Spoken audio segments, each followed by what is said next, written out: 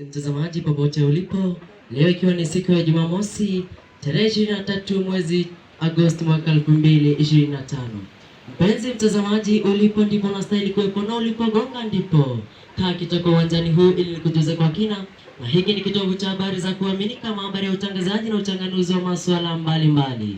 Ungana nami kuanzia mwanzo mpaka mwisho katika runinga ya kipekee na kukuletea habari kwa lugha ya Kiswahili sanifu, bali si sanifu Kiswahili. Jina langu ni Brian Matuma Mwarigi, lakini yote 9:10 nianze na habari ambazo nimezipa kipaumbele. Kongamano la familia Ntumagiri katika eneo la Ntumbori. Brian Matuma anatuarifu zaidi.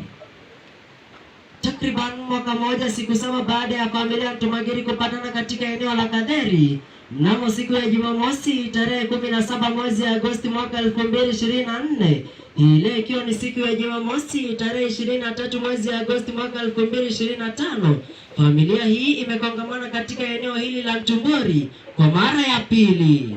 Wanafamilia wamezuru kutoka maeneo mbalimbali na kwa majaliwa yake Mwenyezi Mungu wamefika wakiwa salama salmini. Wanafamilia hii walishirikiana kama kiatu na soksi kuhakikisha sherehe hii imetimia.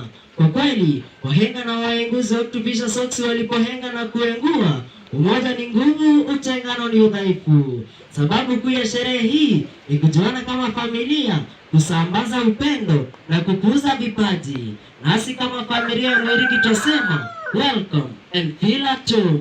Brian Matuma, RBC, kijiji cha Maroroi katika kaunti ya Meru.